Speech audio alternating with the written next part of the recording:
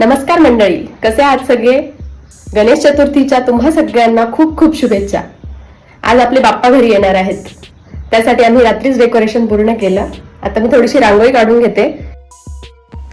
रांगोळीला धार्मिक, सांस्कृतिक आणि शुभ प्रतिकात्मक महत्त्व आहे, जी सौंदर्य, समृद्धी आणि आनंदाचे प्रतीक आहे. रांगोळी काढल्याने घरात सकारात्मक ऊर्जा येते आणि नकारात्मक शक्तीचा प्रवेश रोखला जातो असे मानले जाते. शुभ प्रसंगावर, सणावाराला आपण नेहमीच घरापुढे रांगोळी काढली पाहिजे. रांगोळीमुळेच देवदेवतांचे स्वागत केले जाते आणि घरात आनंद व समृद्धी नांदते.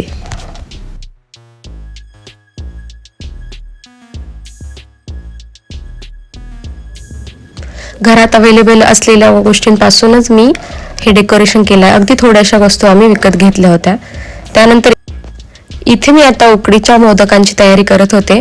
खोबरं मी किसून घेतलं, त्यानंतर गूळ बारीक कापून घेत होते.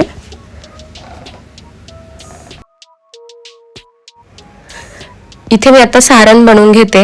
एका कढईमध्ये तूप घेतले, त्यामध्ये मी खसखस आणि काही ड्रायफ्रुट्स भाजून घेतले.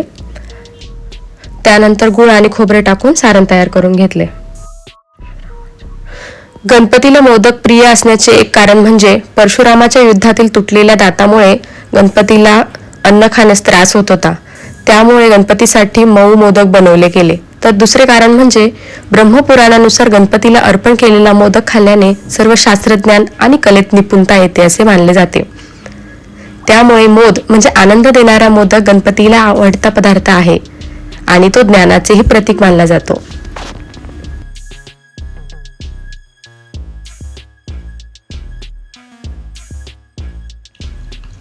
सारण तयार झाल्यानंतर मी तांदळाच्या पिठाची उकड काढून घेतली. त्यासाठी एका कढईत पाणी घेतले, त्यात थोडेसे तूप आणि मीठ टाकले आणि दूध टाकून त्याला उकळी काढून घेतली. छान उकळी आल्यानंतर त्यामध्ये मी तांदळाचे पीठ टाकून ते व्यवस्थित मिक्स करून घेतले आणि त्यानंतर गॅस बंद करून झाकण ठेवून 10 मिनिटे त्याला रेस्ट करू दिला. मोदक हा पदार्थ फक्त गोड पदार्थच नाही, तर भक्तीचा एक सुंदर प्रतीक आहे. तो गणपती बाप्पांच्या आनंदाशी जोडला आहे. त्यामुळेच गणेशोत्सवात घराघरात उकडीचे मोदक बनवले जातात आणि बाप्पाला अर्पण केले जातात. ही परंपरा आजही तितक्याच भक्तिभावाने जोपासली आहे. 10 मिनिटांनंतर हे सगळे मिश्रण मी एका प्लेटमध्ये काढून घेतले आणि ते पूर्णपणे एकजीव करून घेतले.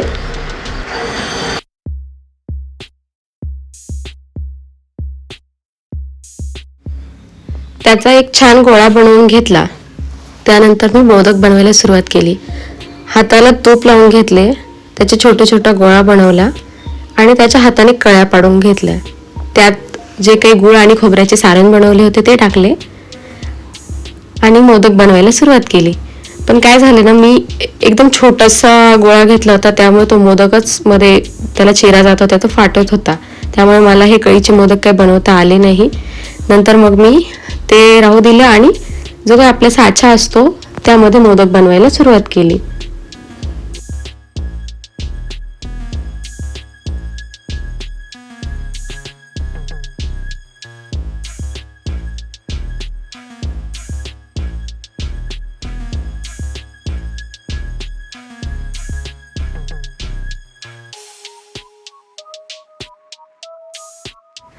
साच्यामुळे मोदक बनवल्यामुळे ते अगदी झटपटही झाले आणि खूप सुंदर दिसत होते ते मोदक.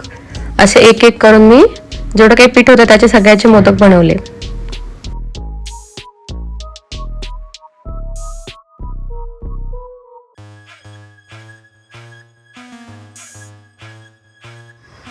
हे बनवलेले मोदक त्यानंतर मी स्टीम करण्यासाठी ठेवले. 10 मिनिटे त्याला कमी गॅसवरती स्टीम करू दिले. त्यानंतर असे आपले सुंदर असे मोदक तयार आहेत. तुम्हाला ही रेसिपी कशी वाटली प्लीज मला कमेंट करून नक्की सांगा. त्यानंतर आमच्या गणपतीचे आगमन झाले. मी गणपतीचे औक्षण केले. त्याचा व्हिडिओ काही मला घेता आला नाही.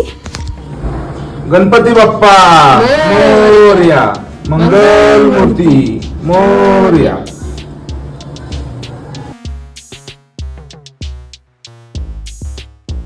त्यानंतर आम्ही सगळ्यांनी गणपतीची छान आरती वगैरे केली, पूजा केली आणि आम्ही नंतर सोसायटीमध्ये जो काही गणपती बसणार होता तिकडे गेलो. तिथेही गणपतीची छान आरती वगैरे झाली. अशा प्रकारे आपल्याकडे बाप्पाचे खूप छान स्वागत झाले. तुम्हा सर्वांना गणेश उत्सवाच्या खूप खूप शुभेच्छा. भेटूयात अशाच नवीन ब्लॉगमध्ये. तोपर्यंत काळजी घ्या. बाय.